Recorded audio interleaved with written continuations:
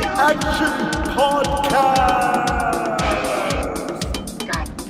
with your hosts Chris Carson and DC and Shama. Welcome to Space Action Podcast, a division of Space Action Heroes, a webcomic you can find at spaceactionheroes.com. I'm DC and Shama. Chris Carson. Happy Thanksgiving, everybody. Happy Thanksgiving. Happy Thanksgiving. Happy Thanksgiving to Canada. Well, for you Canadians. Canadian Thanksgiving. Yeah, if there's any Americans listening, yours is coming in a few weeks, so... A little too close to Christmas, in my opinion. Yeah, what's the story? Why is that? I guess it's the whole Plymouth Rock thing, or... Is the whole Pocahontas, John Smith, she brought food to Jamestown? Is that where Thanksgiving comes from? In the States? I don't know why we have it. I think in Canada it's just like, oh, America's doing a thing, we should also do a thing that's like America. What are we going to do with all these turkeys? What are we going to do with these turkeys? I know it's somehow symbolic of when natives brought settlers food during a winter where they were starving. I believe it was Jamestown. I think that's the basis of Thanksgiving in America. But for Here, Canadians, I have no idea. God knows. I don't know. I don't know my own country well enough to know why we have that. I'm sure we also had something similar, maybe. I don't know. Sure. I'd be... I'm not delving into the history of Canadian Thanksgiving. What I am delving into, though, is Canadians on Thanksgiving. Oh. See that segue? I did. I.e. John Candy Mm-hmm. and Mr. Steve Martin. Who is not Canadian, but still. He could be like an honorary Canadian. Sure. He seems like a guy from like a Chicago. Yeah, I always thought he was Canadian. Yeah. But we're talking about the 1987 John Hughes hit, Planes, Trains, and Automobiles. During holiday travel, some people get delirious. Some get delayed. And some get Del Griffin. American Light and Fixture, Director of Sales, Shower Curtain Ring Division. Neil Page got all three. I was on my way home to spend a nice holiday with my family. Instead, I'm in a motel bed with a stranger. So instead of Thanksgiving with his family, he's spending 3 days with the turkey. So, yeah, man, a classic road trip movie. Pretty much the archetype for every single road trip movie that came out after it. For sure. We were looking up, like, Dutch, and that one with Robert Downey Jr. Due Date. Tommy Boy. This definitely has facets of it. It was the seed that grew a lot of road trip trees. Yeah, that's right. Was Planes, and for Trains. good reason, man. That movie fucking holds It's up. phenomenal. Yeah. It's like I was saying earlier, the synth score bugs me, but that's a personal taste thing because I hate 80 synth scores. Right, and it's a hard thing in every single John Hughes movie. Like as undeniably genius as that man is, you know, he is representational of his times. Yeah, he loves his synth. He loves his goddamn synth.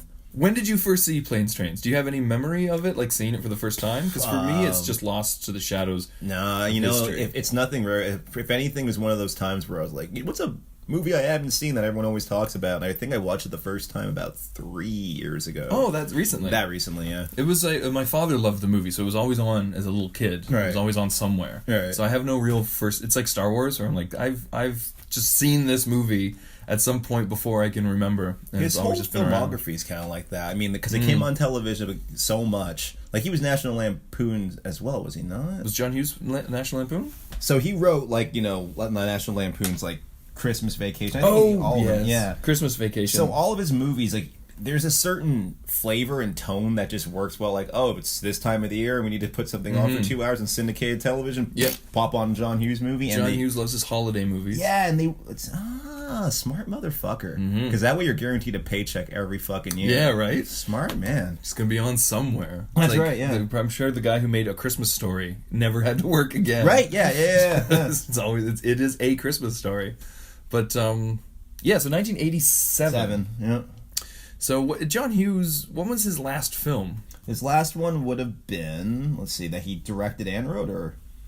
Just any attachment to, really. Drill Bit Taylor, he wrote. Oh, I don't even know what that is. It was that fucking Owen Wilson movie about boot camp. Oh. It's got his name attached to it, so apparently it's him. Awkward, John, awkward. Was it written after he died or something? Like, where they were just like, we're really scraping the bottom of the barrel here. It was like a Michael Crichton novel being released after his death. Well, there's an interesting point we should bring up that I think both of us just discovered rewatching some Planes, Trains just now, was that originally the idea was that John Candy was a vampire.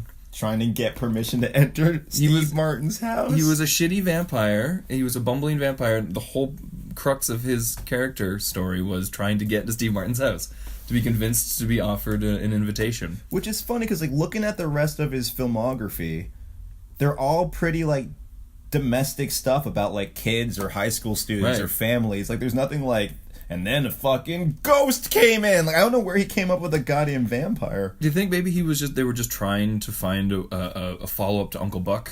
Like, no, because Buck came after. Oh, it did come after. Yeah, Uncle Buck was 89. So I would love to know It would have been a follow up to Ferris Bueller and Some Kind of Wonderful. Okay. So I would love to know the process where it starts off with like, I want to just do a road trip movie with a vampire and a dude, and then they just drop the vampire part. I love the idea of like, if you dig deep enough, you can find out that Cameron was actually supposed to be like a fucking, like, I don't know, a warg or something. right. Ferris Bueller was in fact a magician. Well, I love you ever heard the Fight Club theory about? He's So Cameron's just in Cameron is Ferris. Yeah, well, he's in bed the entire movie, just having these psychotic fantasies of like, wouldn't it be great if my best friend was Ferris Bueller? Right. Which is why he's capable of doing amazing, fantastic things. All these like things, yeah, like rigging a parade or fucking literally predicting what Cameron's gonna say. So like maybe there is like a little bit of truth. John Hughes just has a bunch of fucking supernatural undertones to everything. But that adorable final shot in Planes, Trains of John Candy smiling would be infinitely better if fangs popped out, his eyes went red, and he just attacked the entire He turns family. to the camera and you cue the Vincent Price laugh from the Thriller video. Yeah, just you said there earlier, the Thriller moment. The Thriller turnaround would be brilliant. It would just be great to see that initial screening in 87 people like, the fuck is going on? Maybe that's why it's a freeze frame. Because the whole shot was him going, and jumping out, so they had to freeze frame it. The studio executives are like, okay, we have one note. Maybe just cut the vampire ending. And then the thing I think you didn't realize until this viewing was that they lay the song for the movie into scenes from the movie. So as Steve Martin's trying to get back to the rental car service across the airport, you hear, he's messing with the wrong guy. It's funny because he's credited as a lyricist for "I Can Take Anything," which I'm assuming is the song. Is that? Because doesn't the song end with that sing-songy ending when they're walking down the street?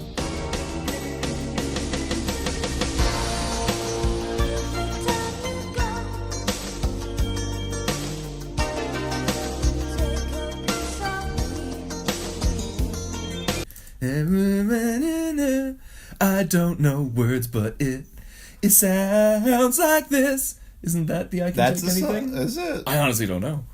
I'm just supposing here. I feel like I'm shitting on the legacy of a phenomenal creator here because like the dude's stuff is so ingrained in pop culture history. Like how many like directors and writers were influenced him, and all I could think of is just like, the fuck's with that ending, man. that audio clip is really weird. We're just freeze framing on John Candy. I like me. My wife likes me. My customers like me. Yeah, you're right. I talk too much. I also listen too much. I could be a cold-hearted cynic like you. But I don't like to hurt people's feelings. Well, you think what you want about me. I'm not changing. I like me. My wife likes me. My customers like me. Because I'm the real article. What you see is what you get.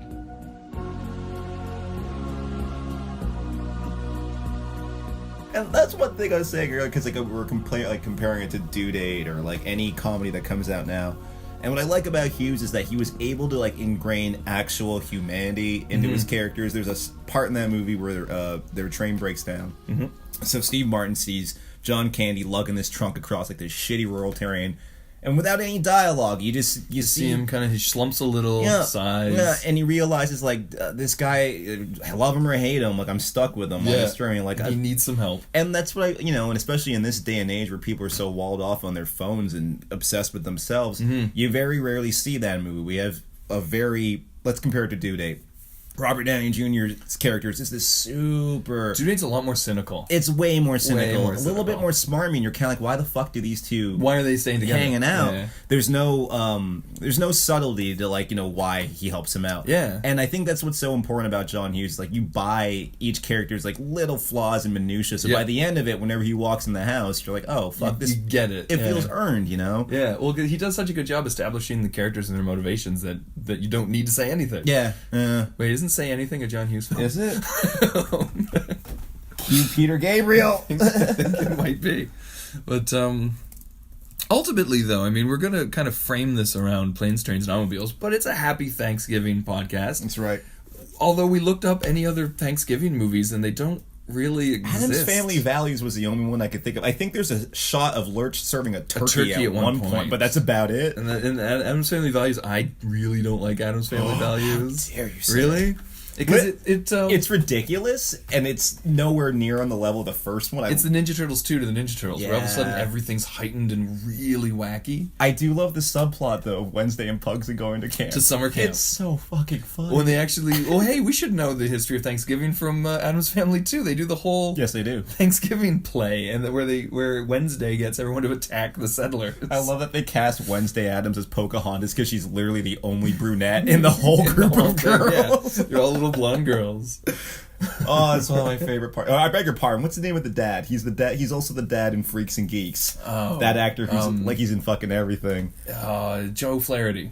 No, not Joe Flaherty. He's Neil Schreiber's dad, the one who's fucking around. Neil's dad. Yeah, he's fucking around behind his back. So he also plays the main blonde girl. She plays the Girl Scout in the first movie, and then she's Wednesday's main antagonist at the camp in the second one. So anyways, that's just a long way of saying her dad is that dude from Freaks and Geeks. Oh, okay. There's a part where they're rioting, they're shooting like flaming arrows at the crowd. They're about to spit roast his daughter, which sounds a lot dirtier than I intended. And I think it could sound way dirtier. There's a part where he just goes, I beg your pardon. I beg your pardon. It's like one of the worst deliveries. And every time I watch that movie, it's one of my favorite parts. Welcome to our table, our new primitive friends. Thank you, Sarah Miller. You're the most beautiful person I've ever seen. Your hair is the color of the sun. Your skin is like fresh milk. And everyone loves you. Stop! Sit. Wait. What? We cannot break bread with you. Huh? Becky, what's going on? Wednesday! You have taken the land which is rightfully ours. Years from now, my people will be forced to live in mobile homes, on reservations. Your people will wear cardigans and drink highballs. We will sell our bracelets by the roadsides. You will play golf and enjoy hot hors d'oeuvres. My people will have pain and degradation. Your people will have stick shifts. The gods of my tribe have spoken. They have said, do not trust the pilgrims. Especially Sarah Miller. Gary, she's changing the words. And for all these reasons, I've decided to scalp you and burn your village to the ground. I beg your pardon. Who's the little guy, the camp counselor guy who is in... Ally McBeal? He's in Ally McBeal, and he was Renfield in the Dracula Dead and Loving It, the Mel Brooks Dracula movie. I thought you were going to say the fucking Bram Stoker. Oh, no. Wasn't it? was Tom Waits. I was like, holy shit, he so was not. But, he was in the... That Dracula Dead and Loving It is near the end of Mel Brooks' career, and it's 90% awful, but there's 10% gold in that movie. Really? There is. The only scene that really comes back into my mind is when it's such like a vaudevillian, ridiculous bit where Dracula, Leslie Nielsen as Dracula, is trying to get Mina to come out the door. Yeah. But her, maid is next to her, so he keeps accidentally... he's trying to control both of them. Like, you stop, you come, you stop. And the whole bit is really silly, but just Leslie Nielsen's delivery of it. Yeah. He just keeps getting so frustrated, like, no, you go out the closet. It's ridiculous. You really think about it, like, that dude's career, a freaking old dude just doing goofy ass fucking shit. Like, we, as a family, we watched those Naked Gun movies so much. I love those Naked Gun movies. Name another old guy who had that much of a... He went on to those Scary Movie movies to be the president for a long time. Like, he's, me and my friend Jesse Fisher shot a pilot back at school called The Adventure of Jesse and Chris, and we totally ripped off so much from Police Squad, because Police Squad, every episode would end with them fake freeze framing. So we'd be like, what do you think, Chief? And then they just hold there and you could see the people are still moving around in the background, and we just completely... That's awesome. We just completely ripped that off for the end of our show. Great. Oh, man. Okay, so that dude's name, the cam counselor, Peter McNichol. Peter McNichol, that's I was trying to think of what else he's Ghostbusters 2. He's the super effeminate curator in Ghostbusters 2. Yeah, he's Rick Moranis' replacement, He's basically. also Mr. Bean's American escort in the Mr. Bean movie. Oh my god, Bean just came on Netflix the other day. I was watching bits of it. Why is McNichols showing up in my life so much recently? No, it's atrocious. Because it's the classic thing of, like, the idea of Mr. Bean is probably everyone who knows Mr. Bean knows that he's an alien.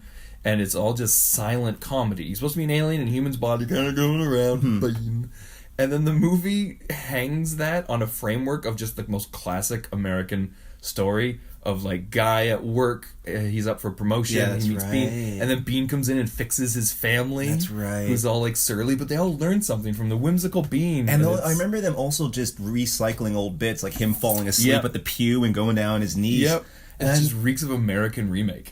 Even the poster was like Mr. Bean leaning out of a bus in front of the Hollywood sign, and it was like, so that's what we're doing? That's what we're doing. I never saw the sequel, but apparently it was closer to the DNA of the original. But that goes into the discussion we've had a few times about how movies in our past, you'd always tell it was going to be studio schlock because they were following a basic formula. Yeah. Because that basic formula guaranteed profit. And now that's every movie. It's true. It's true. I was sitting there thinking about, what's the last movie I saw that had a similar kind of pattern? I'm like, oh my god, Bean is similar to Ant-Man. Yeah. Like, it is. The suit is him, is Mr. Bean. Yeah. And fucking Paul Rudd is fucking, what's his face? Peter McNichol. It's just classic archetype. So, like, we have a crazy, weird British character. What do? Family's messed up. He's going to come in and charm them like Winnie the Pooh. Fix the family. Yeah. There we go. Done. Movie writes itself. Like, it's so... Was there ever a thing? No, you know what I'm thinking of? The Christmas episode of Mr. Bean where he fucking loses his watch in the turkey's ass. Oh, yeah. He shoves it on his head. That's amazing. Like a classic. I love Mr. Bean. What I never understood, what always killed me about that show, was his relationship to that girlfriend. She had a name? Irma. Yeah. Yeah. You just blew my head off my shoulder. You could have told me Jesus Christ came back, and then also Mr. Bean's girlfriend's name was Irma. And I would have been shocked still by Irma. She was a librarian, I believe, with her big glasses. Which she had a character? Yeah. How did they establish she was a librarian? I think Bean went into her work at one point or something. I don't remember exactly. It's been years since I've watched those. So fun. Shorts. But I know her name's Irma. You know what? You'll Google it and I'll be fucking wrong. But it'll be Emma or something. But the librarian thing, I'm pretty sure was maybe she showed up once with a bag of books or something. I don't remember. Crazy. Irma Gob. Yeah. Let's see. This is from the Google. Oh, this is the fucking. Do you remember when they tried to make an animated Mr. Bean series about a character a bit of it who never speaks? So you're gonna animate a character who never speaks. I mean, it could have worked. I'm thinking of, like, you ever watch God damn it, Shaun the Sheep, or like any Aardman stuff. Like, there's like one speaking character in all those Aardman cartoons. But then it's such a character so based on Rowan Atkinson's actions. I thought they nailed it though, like in terms in of the cartoon? Like, his movement and stuff. I thought they did really. Maybe they had him in mocap. They were animating over him like an old Disney film. I don't think it was that advanced. Did you know John Candy and Steve Martin both say that this is their favorite film? Like, Really? no, I don't know. Were you aware that the exterior of the aircraft in flight is a reuse of the 707 flying through the storm from the movie Airplane? Get the fuck out of here. Did you know that? Kick me right in the balls. I had no idea. Recycling sets from the movie Airplane. That's something. It's, we're trying, guys. We're trying. We're kind of just we're trying to make you guys a little something to listen to on Thanksgiving. A little check-in. You ever had Thanksgiving traditions? No, Yeah. not really. You? No, otherwise, other than people yelling at each other and someone storming off to their bedroom. Other than the sacrificing of the. Nah, I'm not gonna go there. I'm just gonna have to cut it. I think the only one I could think of was when I got like, maybe 13, 14 years old, is Thanksgiving and Christmas were the only times my parents would let me drink alcohol in front of them. Mm-hmm. They'd be like, have a glass of wine and all that. And I don't know if it was the turkey and the tryptophan or just I actually can't drink white wine, but I find it would just knock me the fuck out. Yeah, turkey knocks me the fuck out. But like the white wine too, even to this day, if I have a glass of white wine, like if you get like art show openings, they tend to have like little glasses of champagne. Little flutes. I have one and I'm done. Really? I'm ready to go to bed. Like I don't know if it's Pavlovian just because of all those Thanksgivings past. Maybe there's something with because I honestly don't really know the process between. I think it's just fermented grape. But to make red wine and white wine, isn't it just keeping the skins on or something? Some such. When they mash it, so maybe there's. I don't know, that process unleashes tryptamine. I don't know. Red wine I know is known for knocking your ass out, but white I don't think so. Turkey knocks my ass out. Red wine, white wine just gives me a headache. It's so sugary. I just can't do it. Yeah, I don't care for. I remember whenever like in first year university, whenever girls used to get like a box of wine, and just stick like a straw in the top and drink out of it, I'm like, you're out of your fucking mind. So much sugar. Every one of them ended up with a horrible yeast infection within a week. Drinking that much sugar, wearing tight, 90s jeans, and drinking white wine. God damn it! Not a good combination. That's the Thanksgiving advice from Space Action Podcast. Don't drink white wine and wear tight jeans. You're welcome. You're welcome. God damn it! He'll be thanking us when you don't have to douche.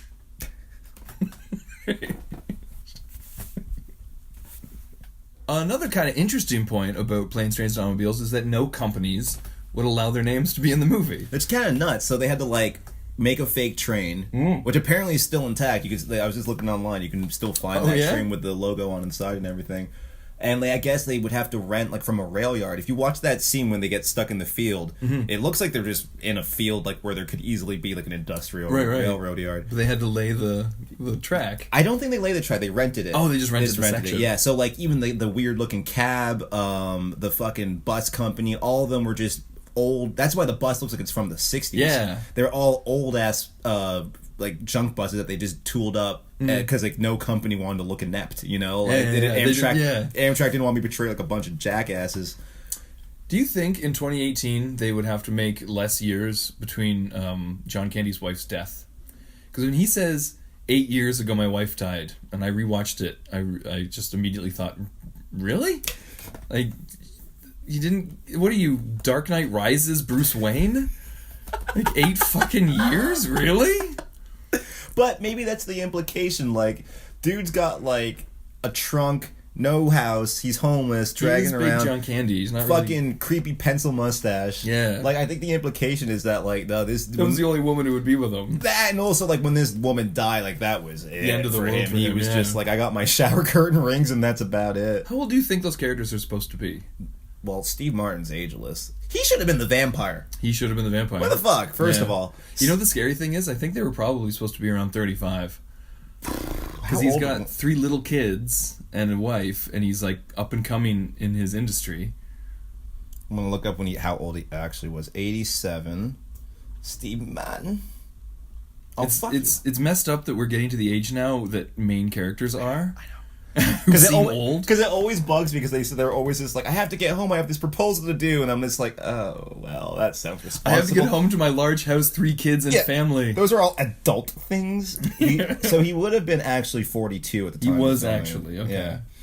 And then John Goodman was probably in his 30s, I'd imagine. Or not John Goodman, John Candy. Because he died pretty young. Like, I don't want to say his 40s. So let's see, John Candy would have been 37. 37. In a row. God. Oh my god. Oh my god. So his wife died when he was 29. Jesus, guy, come on. That would fuck you up. That means they were dating like in their early 20s. They got engaged in their mid-20s. They were married by their late 20s. You know, what they didn't tell us is that John Candy killed her because he's a vampire. She's in the trunk. She's in the trunk. The whole time.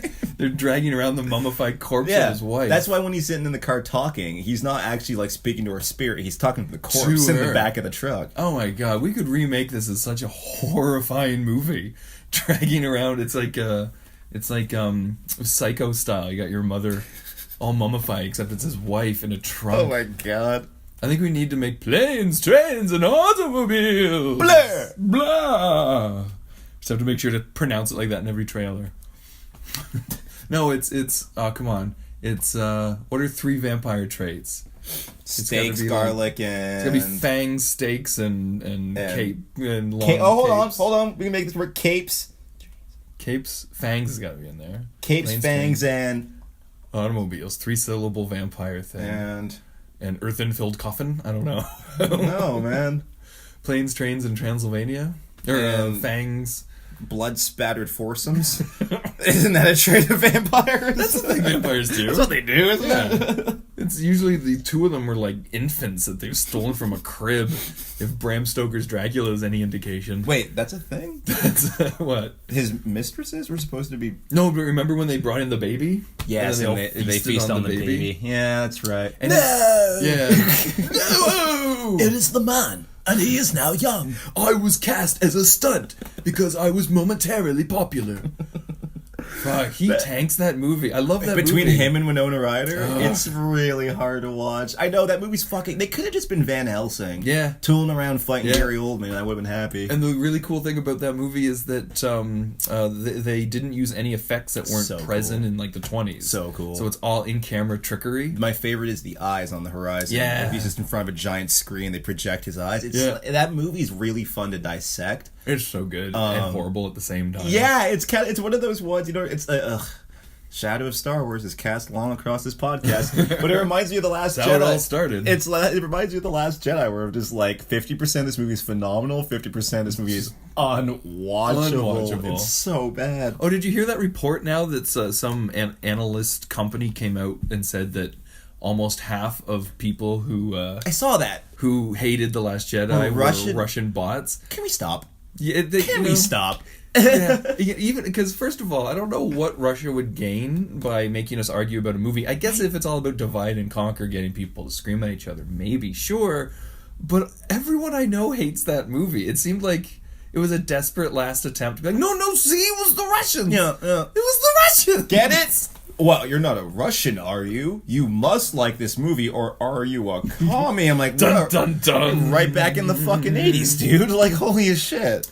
And now we come to the part of the Thanksgiving podcast called Better Call Saul Recall. Saul, Better Call Saul Recall, Better Call Saul Recall. It's Saul Recall, Better Call Saul Recall. Time for that part of the show.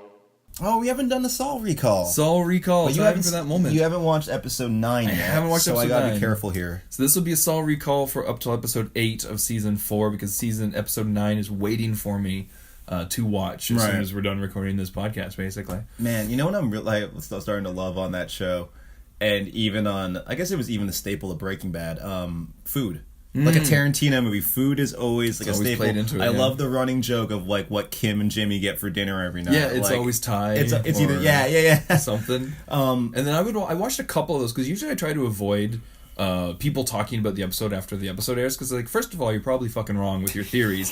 Second of all, I'm not like a first year film student. I get things. I don't need to have someone explain it to me. Mm-hmm. But I did see an interview with the actress who plays Kim, just talking about how her character is staying a step back because Jimmy's going through his mourning period, but how much takeout food can you eat before you break? So that's an interesting take on it, of that character, of just like, I'm sticking with you because I love you, buddy, but you're not pulling up.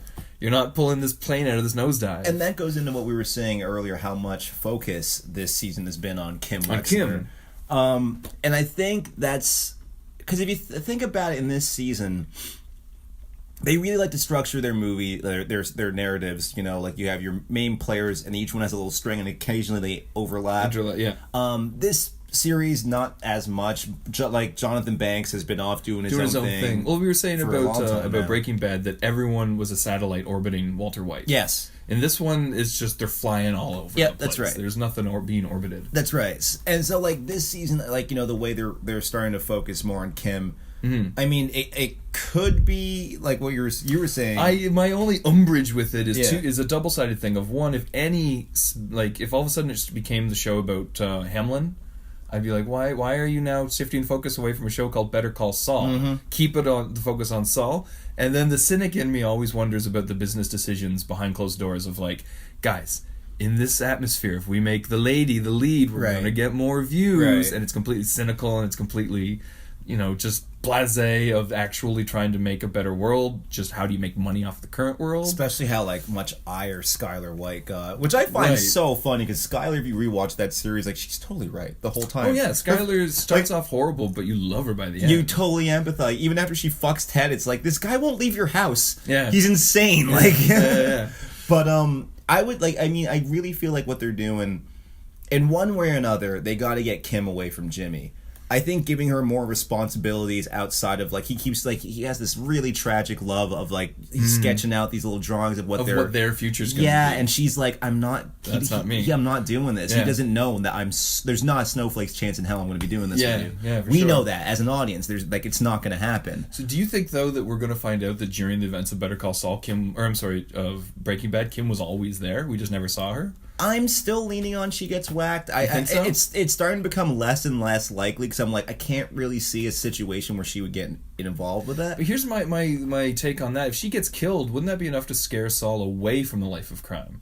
So my thinking is more in line that maybe she's going to start because every horrible thing that his brother, that Chuck, said to Saul, he never shared it with Kim. So I think the thing that would really break Saul Jimmy is if Kim started sounding like Chuck. And I think that would be enough for him to be like, I am scum. Time to embrace being scum. That could also work. Again, you haven't seen 9, but I haven't seen 9. Yeah, that could work. That could work. See. No, it leads credence to that theory. Yeah, I mean, it's the only problem. I'm gonna preface this by saying the worst episode of Better Call Saul or Breaking Bad is better than anything on the best episode of anything on right now.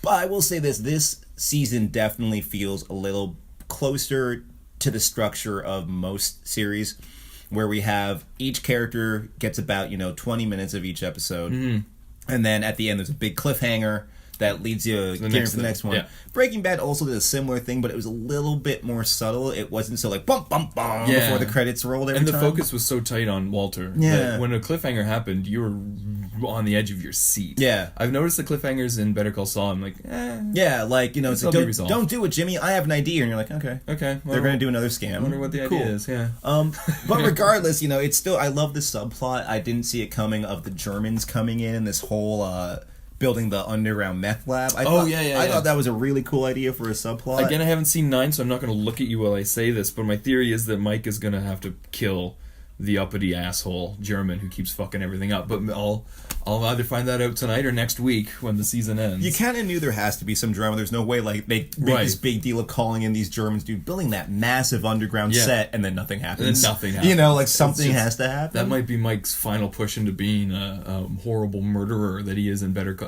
Breaking Bad. Because Mike's not a horrible murderer. He's introduced by going in to clean up Jesse's dead girlfriend, and then the next time we see him, he's sneaking around, just shooting people with a silencer, like James Bond. Right? He's still a horrible murderer. Because remember, the first time he did a job for them, he knocked the guy out. I see. And now he's just, by the time Breaking Bad comes around, he's just putting bullets in motherfuckers, not thinking twice about it. Right. He was really trying not to hurt anyone at first. So. That would be an interesting arc for that guy. Something's got to happen. Because the way they've never given Mike a friend. No. And they're really leaning on the relationship between him and that German guy in this season. Yeah. So it would be kind of interesting to see, oh no, even Mike has to break bad eventually. He has to lose something. He's got to cross that line of no longer wanting to keep people safe. Yeah, that's even true. the criminals. That's true. Because I think he learned that lesson too, because when Nacho came to talk to him, he's like, that guy you kept alive, I knew it was you because you kept him alive. He's dead now, as are the people that drove by, the innocent people who drove by and saw that the car was pulled over. They were all just whacked. Right. And Mike was just like, fuck. And that was a moment of realization for him of like, I would have saved innocent people's lives if I just shot the bad guy right then and there. Right.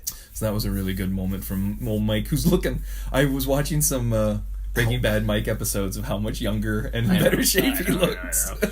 The one episode I thought was really great was the one for Mike was the one where he's talking. They're in the counseling episode. Oh yeah, you wanted me to talk. I talked. Just in terms of like seeing how much that dude's son's death is still a driving force behind him. Like his daughter-in-law just says she's forgetting about him, and he just snaps. Yeah. Oh, that was such a well-done scene. Like, just watching that man twitch, you're like, oh, God. Do you remember, and I think it was season 1 or 2, when the daughter-in-law was, like, calling Mike up, saying she thinks someone's watching the house and she needs more money, and then Mike came and spent the whole night watching the house? Yeah, that's right. And then the next day she was like, the guy was back, but Mike knew no one was actually there. Where were they? That's sort of like Marie being a kleptomaniac in Breaking Bad. That went nowhere, because I thought they were going to make it that his daughter-in-law was using him, kind of like using him for the money, and so he had to go into crime to kind of keep her habits going. But I remember him watching the house, like keeping, like he had like a beer or some such, and and no one showed up. Yeah, no, I don't really remember exactly what the payoff or what it was. It seemed like she was playing him because the result of her thinking someone was out there was getting more money from him. So it seemed like they were maybe setting it up to be a bit more of a cantankerous relationship between them, of like she's kind of using but they her seem dead all husband's right in Breaking Bad. Now, yeah, right, exactly. Now they seem fine, but nothing was addressed to change anything. So it seems like a lot of threads they had planned in season 1 and 2 kind of just went nowhere. Right. A lot of Marie stealing shit has occurred in this show. I mean, I guess you're making a series follow-up to easily one of the most successful franchises of all time. You kind of have to be like, let's just throw some shit at the wall. See what sticks. But that was, you want to just wrap that up? That was our Saul recall. Saul, Better Call Saul recall. Better Call Saul recall. It's Saul recall. Better Call Saul recall. Time for that part of the show. And I guess we'll find out. Maybe we'll do another Saul recall in a couple one of more weeks. episode? Is it then? It's one more, and then they do their 10's over for the season. And it looks like Netflix is really moving in, so it might just be a pure Netflix series. I guess. Well, I'd be surprised if AMC would drop them in the final season, because they know like that's where all their ratings would be, would it not? I don't know, because that's the deal Netflix made for Star Trek Discovery, that's Netflix pulled out of. Because the first season of Star Trek Discovery they couldn't really get funding for, so Netflix agreed to foot the majority of the bill if they got first viewing rights after broadcast, because it was on CBS All Access and also at the same time simultaneously on Netflix. And then the show was doing horribly on CBS All Access and Netflix. So Netflix pulled out, and that's why season 2 looks like garbage, because it's 100% the bill's being foot by CBS, and they can't cancel it because they convinced people to subscribe to their streaming service for that show. So now they've just slashed the budget. I mean, fuck that show in every way, but that's hilarious that even Netflix was like, Can you imagine being the showrunner standing on the bridge of a ship that's in flames and just like, fuck? What do? Oh wait, I know. Go grab Patrick Stewart and try and that's right. Try and fluff up some 80s nostalgia. Wait, so he's in that series? No, they just announced that they're doing a Pat Picard series, but with the same guys that make Brian Fuller and whoever else with Star Trek Discovery. So it's going to be an old broken man in a violent, vicious world, and it's going to be fucking stupid. You know it's going to be stupid. I said this on the nerdy Star Trek podcast I did with Matt Morrissey, where it's like no one who is in any way successful creatively would touch Star Trek right now. So the people they're getting are all like the failures. Like it's the guy who made the Mummy Tom Cruise reboot and wrote Star Trek and Star Trek Into Darkness.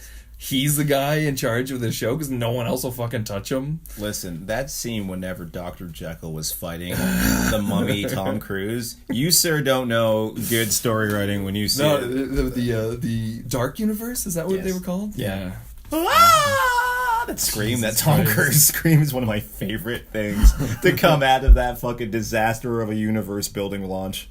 Hey, when this episode airs on Monday, we will have the box office numbers in from Venom, but I'm really hoping Venom bombs hard. I'm really hoping Spider-Man Into the Spider-Verse bombs hard, because then Sony might finally just give up. Which one's Spider-Man? That's the animated one? That's the animated one with Miles Morales. I feel like that one has a better chance, strictly based on like the animated Batman movies tend to have a fan base. That's why I'm hoping it's really bad. The animation style's dope. I know. Like, don't get me wrong. I really want to see Spider-Man Into the Spider-Verse. I'm keeping my fingers crossed that it sucks and it bombs. But you just don't want Sony to have their hands on it. I don't want Sony to have Spider-Man anymore. I want them to realize, we're losing money on this. Fuck it. We'll give it back to Marvel. That's what I'm hoping for. Hi, buddy. Davey also wants it out, apparently. David is like, yes, I agree. Sony has been ruining Spider-Man. Did Venom really call that guy a turd at the end? Like a turd in the wind. You're like, oh, Jesus. I'll see you later. I'm Tom Hardy. See, I'm from the East Coast there. Do you ever notice the ad that airs between every YouTube video starts with him being like, I'm here to report on the reports that you kill people. That your medicine kills people. And just his delivery of it, you're like, oh, fuck you. Why are you doing that? Why does Tom Hardy always do a silly voice? Can't he just do his own voice? No, he refuses. He absolutely refuses. I hope at one point he just completely slips out of character in the movie. He starts going, I knew the horror. Oh, wait. Oh, sorry. I'm Eddie Brock. I'm Eddie Brock. Even if he's at home by himself, he's doing Bane lines into the cup of it to his dog, so... Come here, bitchy! Yeah, I don't know. I can't... The problem... It feels a lot like X-Men Origins Wolverine. Yeah. Right? Every trailer, every piece of footage I see from that movie, I'm like, did you read the back of a comic? Yeah. A Venom comic and just wing it? Because... And you kind of really need Spider-Man. Yeah. You really need Spider-Man to make that character work. I don't like the tendrils. No, that's from Ultimate Spider-Man. And then, Well, I can't help but notice also there's one shot that they keep showing. It's also really ugly. There's one shot where they show the symbiote peeling off Brock, and there's two of them, so I'm guessing one of them's Carnage. You see like two symbiote it's heads? not. It's not Carnage. It's, they said what the name was. Because remember that whole plot line where Venom had to go around killing all his, like, offspring? Oh, okay. It's one of those guys. He's called, like, Bludgeoner or some stupid shit like that, but I don't believe... I think if Carnage is in it, it's going to be a classic crappy Sony movie where the movie ends with like, and now Carnage is here. Credits start. Isn't rolling. that right, Cletus? And we turn to some ginger. Yeah, I think Cletus Cassidy's being played by someone weird, like Nicolas Cage or something. But fuck off. Something weird like that. So it's going to just be the end of the movie. It's going to be. They cast them already.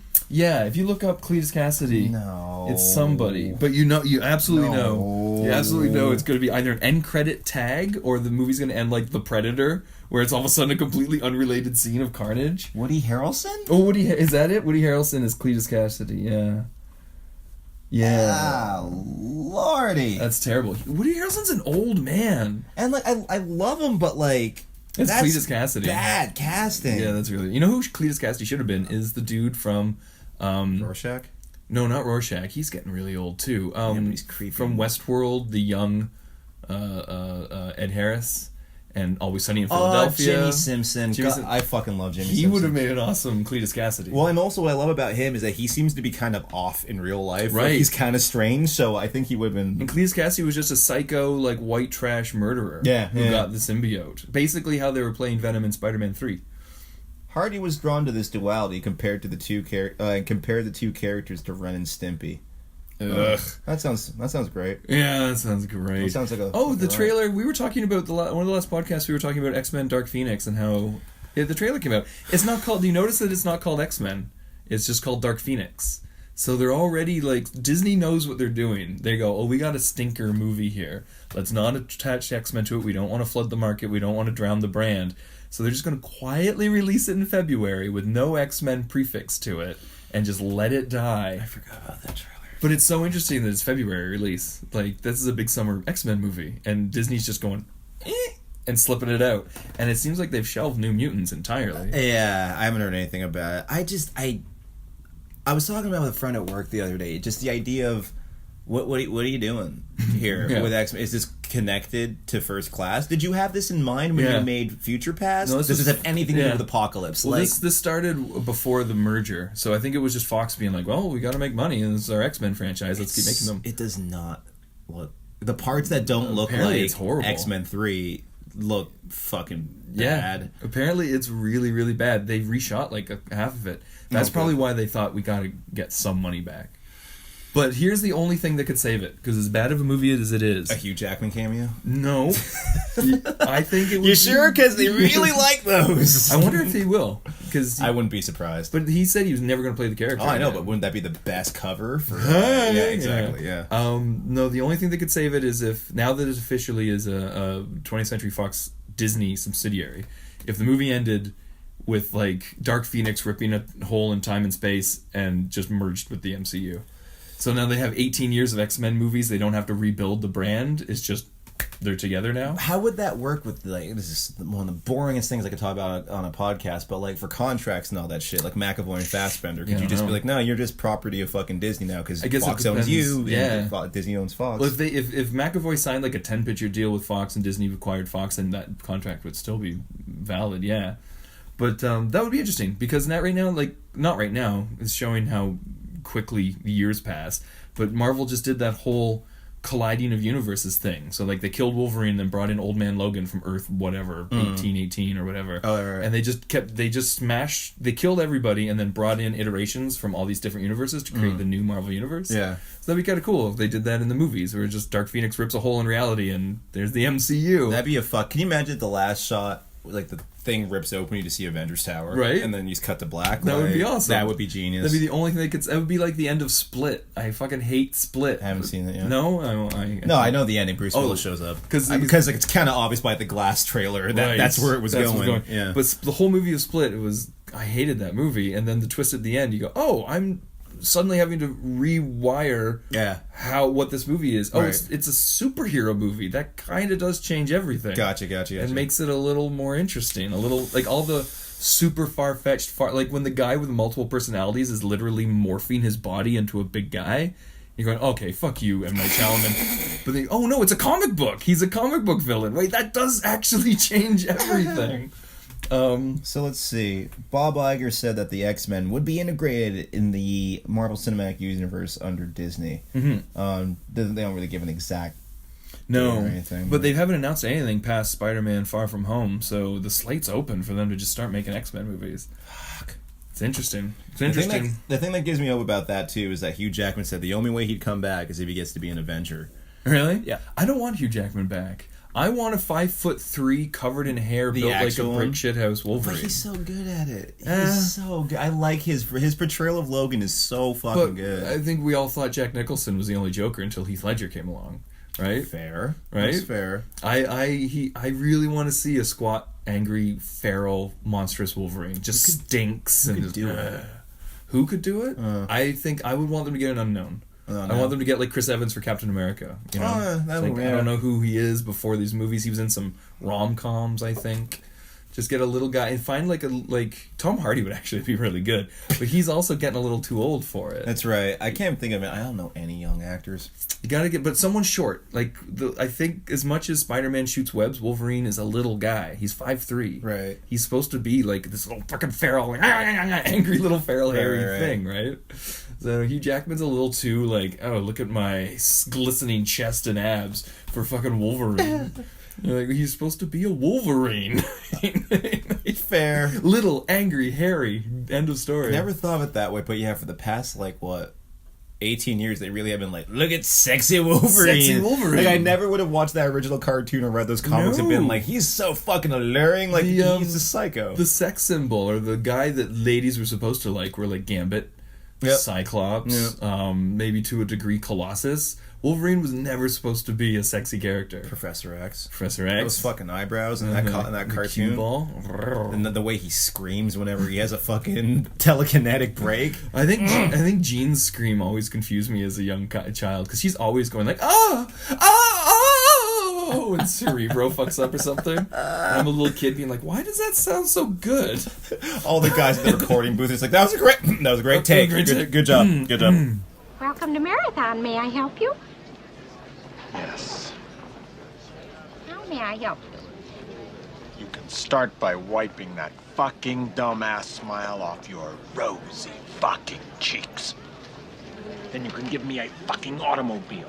A fucking Datsun, a fucking Toyota, a fucking Mustang, a fucking Buick. 4 fucking wheels and a seat. I really don't care for the way you're speaking to me. Then And I really don't care for the way your company left me in the middle of fucking nowhere with fucking keys to a fucking car that isn't fucking there. And I really didn't care to fucking walk down a fucking highway and across a fucking runway to get back here to have you smile at my fucking face. I want a fucking car right fucking now. May I see your rental agreement?